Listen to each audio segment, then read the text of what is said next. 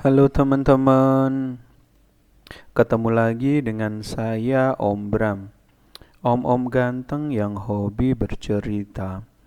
Kali ini Om Bram akan bercerita mengenai Isra Mi'raj. Tetapi sebelum mulai, Om Bram bacakan disclaimer dulu ya. Yang pertama, Om Bram bukan seorang ahli tafsir Al-Quran. Jadi di sini kita tidak akan melihat Isra Mi'raj dari sisi tafsirnya secara mendalam. Yang kedua, Om Bram bukan seorang ahli hadis.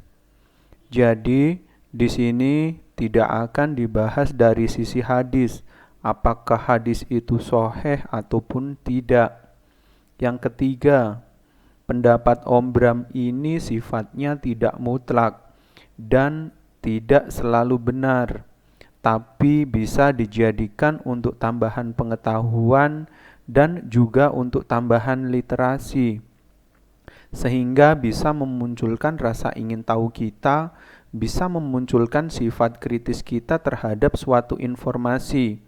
Tetapi meskipun dengan segala kekurangan di atas, Om Bram mencoba membedah tentang apa yang dimaksud dengan Isra Mi'raj.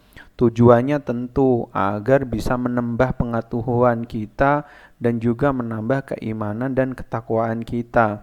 Kemudian yang keempat, semoga dengan melihat video ini bisa menambah rasa ingin tahu kita tentang kejadian-kejadian penting di masa lalu, sehingga bisa menambah proses pemahaman kita terhadap suatu kejadian sejarah. Harapannya kita bisa lebih melihat detail dari kejadian tersebut. Salah satu alasan Om Bram membuat video ini karena keresahan yang mendalam ketika berkali-kali mendapatkan penjelasan tentang Isra Mi'raj, tetapi tidak ada yang nempel di ingatan, terkesan datar-datar saja.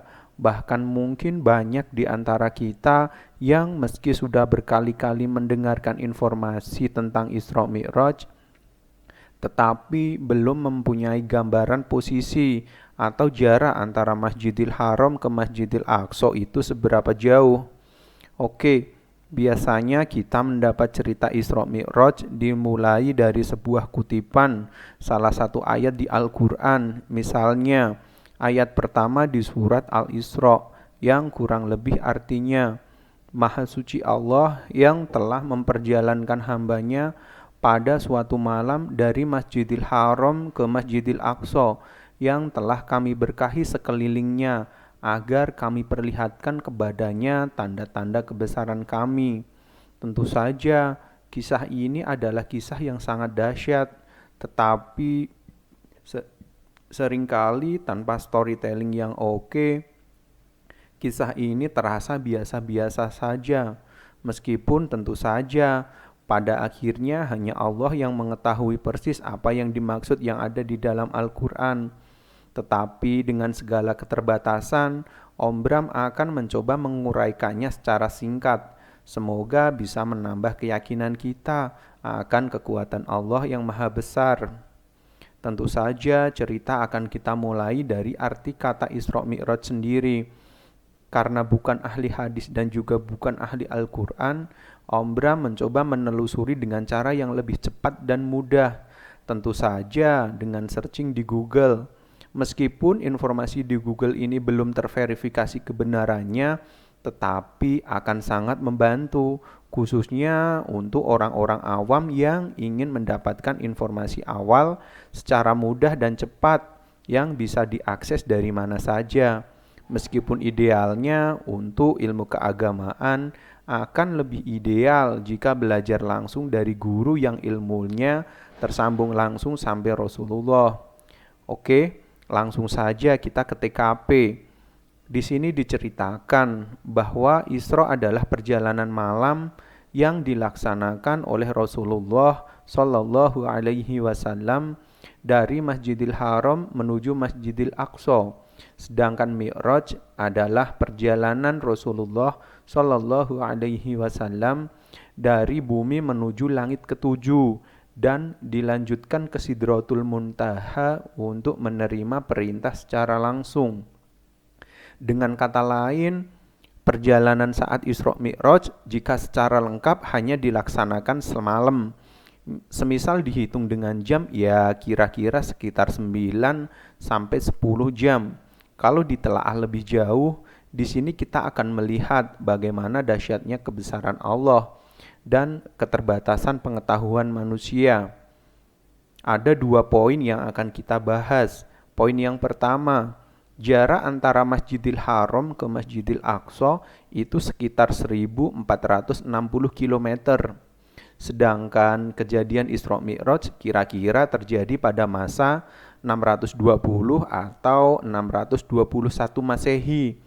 Kendaraan yang biasa digunakan saat itu adalah hewan, bisa kuda ataupun unta.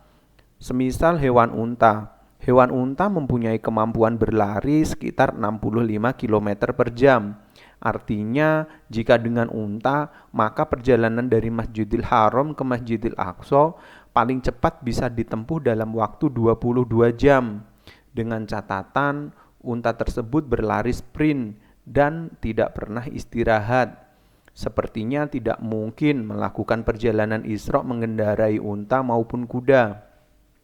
Dan itu pun baru perjalanan Isra, belum termasuk perjalanan Mi'raj. Padahal dalam Mi'raj diperkirakan jarak antara bumi dan langit ketujuh pun sangat jauh. Belum ada pengetahuan yang bisa menjangkaunya. Para ilmuwan pun belum bisa menjangkau pengetahuan di langit, bahkan di langit tingkat pertama. Jaraknya belum bisa tergambarkan. Kecepatannya pun belum bisa digambarkan dengan bahasa manusia. Kata yang mungkin bisa lebih sedikit mendekati adalah bahwa perjalanannya secepat kilat atau secepat cahaya. Padahal jika ditelaah lebih lanjut, jarak antara bumi dan langit pertama jauhnya diperkirakan bisa ribuan atau bahkan jutaan tahun cahaya.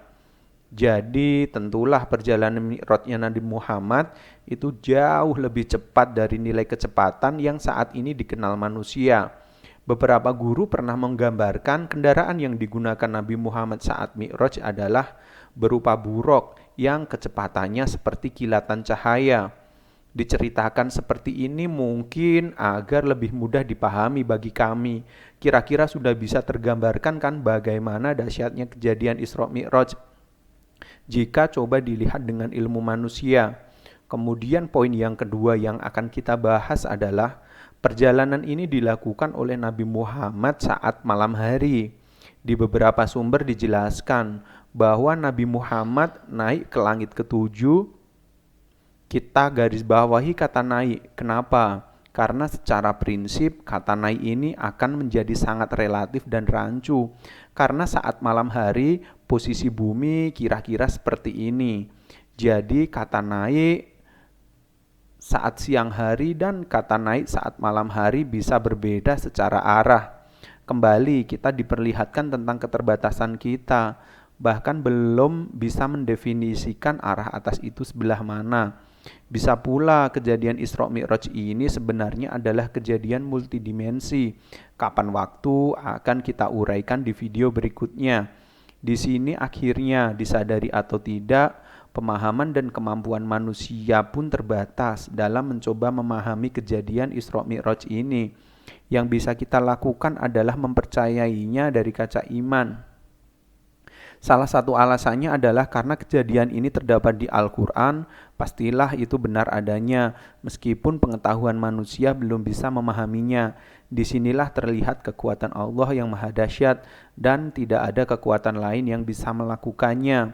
Di akhir cerita, Om Bram sampaikan bahwa dengan berusaha mengetahui lebih detail tentang Isra Mi'raj, kita akan diperlihatkan terbatasnya kita sebagai umat manusia dan betapa dahsyatnya kekuatan